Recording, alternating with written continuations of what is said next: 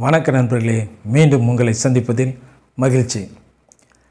நிறைய பேர் என்கிட்ட கேட்டிருக்காங்க, இந்த ஆப்பு இந்தியன் பேங்கினுடைய ஆப்பு சரியாக ஓப்பன் ஆகிறது இல்லைங்க சார், சரியாக யூஸ் ஆகுறதில்ல, இதுக்கு என்ன சார் பண்ணலாம்?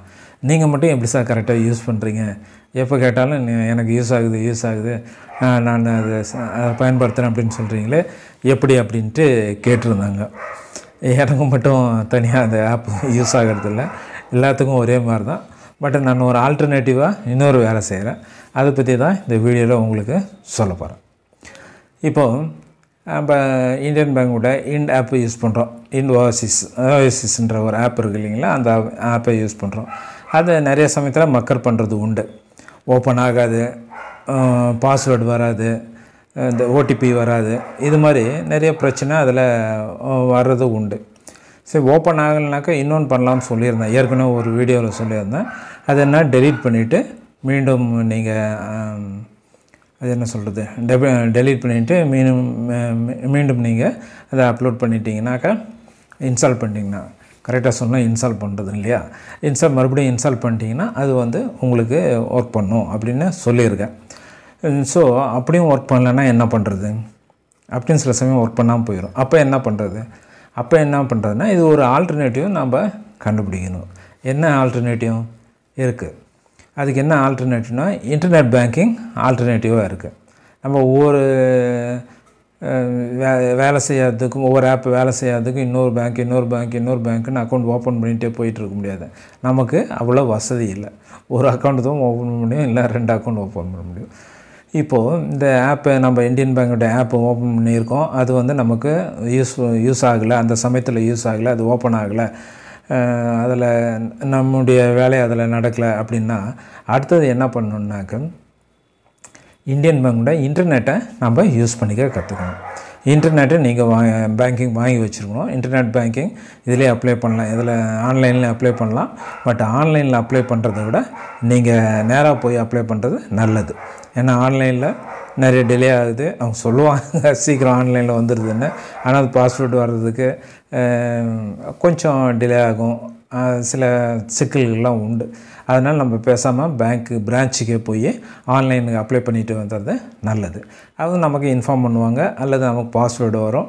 அது அந்த சமயத்தில் எப்படி இருக்கும், நமக்கு இன்ஃபார்ம் பண்ணாலும் சரி, அல்லது பாஸ்வேர்டே நமக்கு வந்துட்டாலும் சரி, எப்படினாலும் நம்ம பேங்க்கு போய் அதை ஆக்டிவேட் பண்ண வேண்டியதாக இருக்கும். அதை நம்ம ஆக்டிவேட் பண்ணிட்டு வந்துட்டோம்னா நம்ம இந்தியன் பேங்க் ஆப்பு யூஸ் ஆகலாம், இந்தியன் பேங்குடைய நெட்டை நம்ம யூஸ் பண்ணிக்கலாம்.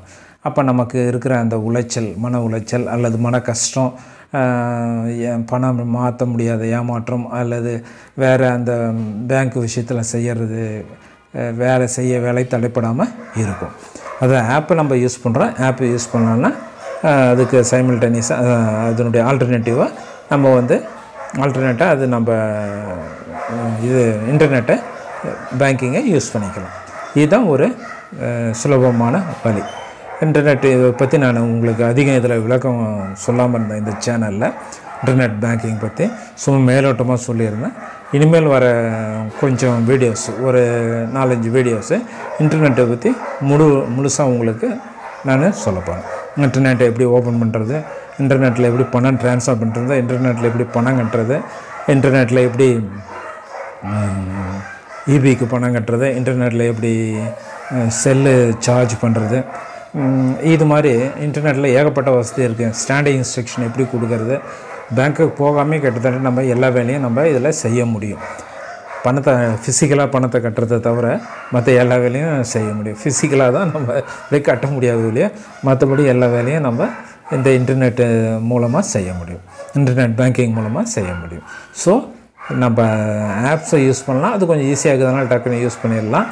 அப்படி ஆப்ஸ் யூஸ் பண்ணி அது நமக்கு சக்ஸஸ் ஆகிடலாம். அது நமக்கு இடைஞ்சலாக இருந்துச்சுன்னா நீங்கள் ஆல்டர்னேட்டாக இன்டர்நெட் பேங்கிங்கை யூஸ் பண்ணிக்கலாம். இன்டர்நெட் பேங்கிங் உங்களுக்கு நல்லா யூஸ்ஃபுல்லாக இருக்கும். இது இன்டர்நெட் பேங்கிங் பற்றி உங்களுக்கு விளக்கம், ஏற்கனவே சொன்ன மாதிரி விளக்கம் இனி வரும் வீடியோக்குள்ளே கொஞ்சம் தொடர்ந்து போடுறேன். நீங்கள் தொடர்ந்து பார்த்தீங்கன்னா உங்களுக்கு அது அந்த இன்டர்நெட் பேங்கிங் ரொம்ப ஈஸியாக போயிடும். நீங்கள் பேங்க்கை டிபெண்ட் பண்ணி இருக்க தேவையில்லை. தொடர்ந்து வரப்போகிற வீடியோங்களை பாருங்கள். இன்டர்நெட் பேங்கிங் நல்லா தெரிஞ்சிங்க, ஈஸியாக உங்கள் வேலையை முடிச்சிங்க. இந்த வீடியோ உங்களுக்கு யூஸ்ஃபுல்லாக இருந்தால் இந்த வீடியோவை லைக் பண்ணுங்கள், ஷேர் பண்ணுங்கள், சப்ஸ்கிரைப் பண்ணுங்கள். நன்றி, வணக்கம்.